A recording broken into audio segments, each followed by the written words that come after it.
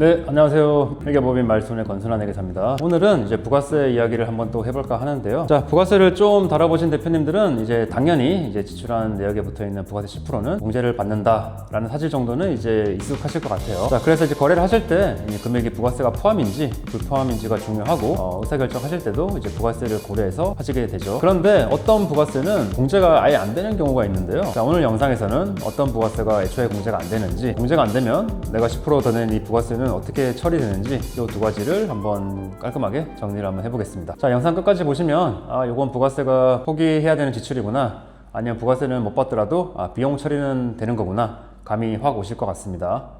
우리가 거래할 때 보통 이제 공급가액 1,000원에 부가세 10%인 100원을 붙여서 이제 1,100원을 지급을 하죠. 여기서 이제 100원이 이제 우리가 계속 얘기하고 있는 부가세 매입세액이고, 이 금액을 부가세 신고할 때 매출세액에서 빼거나 아니면 환급을 받게 되는 구조인 걸 다 알고 계실 겁니다. 자, 근데 이제 부가세법에서는 특정한 매입세액은 공제하지 아니하는 매입세액, 그러니까 즉 불공제한다고 딱 이제 못을 박아두고 있는데요. 오늘은 이 불공제 항목을 증빙 때문에 막히는 경우와 아니면 지출 성격 때문에 막히는 경우로 나눠서 한번 이야기를 해보겠습니다. 자, 첫 번째 그룹은 약간 이제 의무 위반에 대한 페널티에 가까운 경우인데요. 이 그룹에 들어가게 되면 부가세 공제는 당연히 안 되고요. 법인세나 소득세 비용 처리까지 막히게 되는 실무에서 가장 이제 아픈 케이스입니다. 잘 아시겠지만 부가세 공제를 받으려면 거래를 증명할 수 있어야 되고요. 그래서 이제 세금 계산서가 필수죠. 그런데 이런 경우에는 매입세액이 공제가 되지 않는데요. 이제 세금 계산서를 아예 받지 못한 경우, 아니면 이제 공급자 등록번호라든지 상호 공급 받는 자 등록번호, 금액이라든지 작성일자,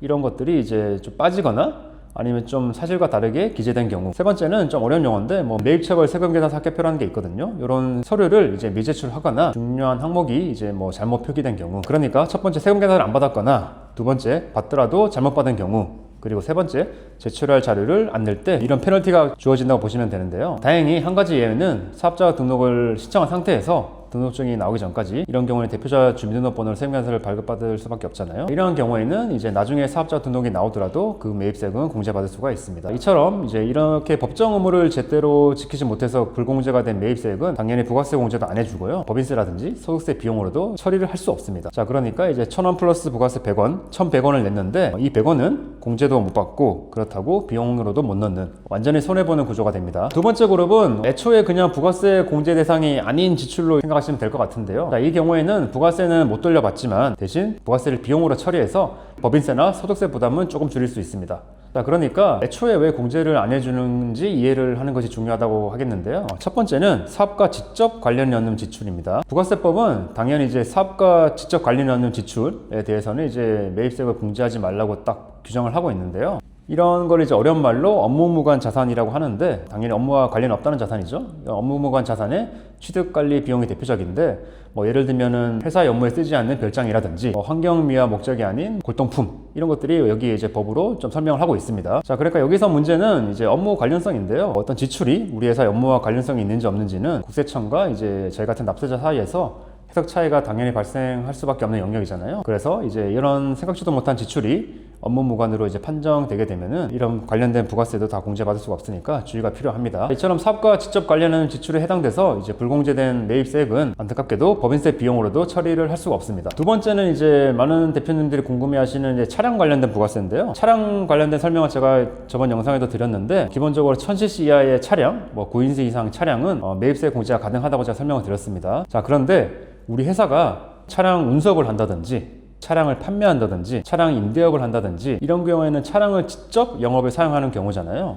자, 이러한 경우에는 아까 설명드렸던 1000cc라든지 9인승이 아니어도 모든 부가세 공제가 가능해요. 자, 그런데 일반적으로 스타트업이나 일반 법인에서는 이런 것처럼 이제 전형적으로 이제 영업용 차량을 쓰는 사례가 많지는 않겠죠. 실무에서는 편하게 이렇게 이해하셔도 될 것 같아요. 1000cc 이하 9인승 이상의 차량을 제외한 나머지 승용차와 관련된 부가세는 대부분 불공제다 라고 이제 기억해 주시면 될 것 같고, 여기에는 당연히 차량 구입과 관련된 부가세라든지 렌트에 포함된 부가세, 주유비, 기름값, 수리비, 주유비에 포함된 부가세까지 모두 포함됩니다. 이거 왜 이렇게 하냐를 이해하셔야 되는데, 부가세법은 이런 차량과 관련된 비용들이 사업과 직접 관련이 없을 수도 있으니 그냥 공제를 아예 하지 않겠다라는 구조로 이해하시면 될 것 같아요. 다만 이런 차량과 관련된 부가세는 공제를 해주지 않지만 당연히 법인세나 소득세 비용으로는 반영할 수 있습니다. 다음으로는 접대비입니다. 접대비는 이제 면목상으로는 사업을 위해서 쓰지만 뭐 실제로는 이게 이제 임직원 개인 용도로 쓰는지 아니면 실제로 뭐 접대를 하는지 용도가 좀 뒤섞여 있는 경우가 많죠. 이것도 하나하나 구분하기가 좀 애매하기 때문에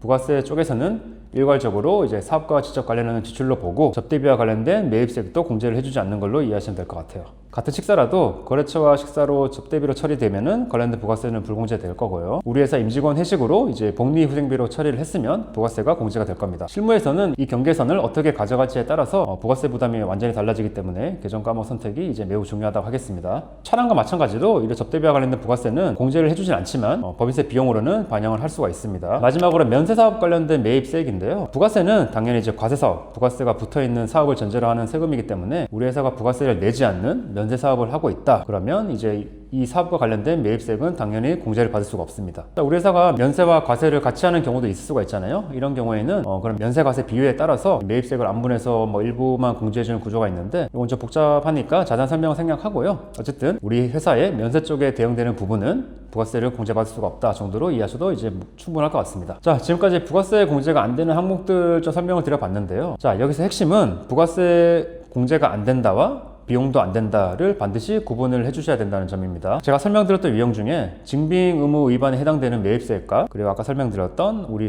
회사의 사업과 직접 관련이 없는 지출에 해당되면은 이거는 부가세 공제도 안 해주고요. 비용 처리도 해주지 않습니다. 예를 들어 뭐 세금 계산을 아예 잘못 받거나 아예 안 받는 경우는 1,100원을 지출했는데 그중 100원은 부가세 공제도 안 해주고 법인세 비용 처리도 안 해준다는 거예요. 자, 반대로 승용차 접대비, 면세사업 관련된 이제 매입세액은 부가세 공제는 안 해주지만 비용으로는 처리해 줄게 라고 이해해 주시면 되는데요. 즉 부가세는 이제 못 돌려준다 대신 비용으로 넣어서 법인세는 줄여주겠다 라고 이제 이해하시면 충분할 것 같습니다. 다시 한번 정리해보면 뭐 세금 계산서, 합계표 같은 형식 요건을 지키지 못해서 막힌 매입세액은 가장 각 타격이 크고 설명드렸던 차량, 접대비, 면세사업처럼 애초에 공제 대상이 아닌 매입세액은 부가세만 포기하는 대신 비용으로 어느 정도 만회가 가능하다고 이제 생각해 주시면 될 것 같아요. 실무에서는 지출 단계에서부터 이건 부가세까지 챙길 수 있는 구조인지 계정 과목을 어떻게 잡아야 뭐 부가세, 법인세, 소득세 모두에서 최적화되는지 미리 설계를 해두시는 게 중요하다고 하겠습니다. 우리 회사 상황에 맞는 부가세, 법인세, 소득세 최적 구조가 궁금하시다면 댓글을 통해 편하게 상담도 신청해 주세요. 자, 오늘 영상이 도움이 되셨다면 구독과 좋아요, 알림 설정 부탁드리겠습니다. 감사합니다.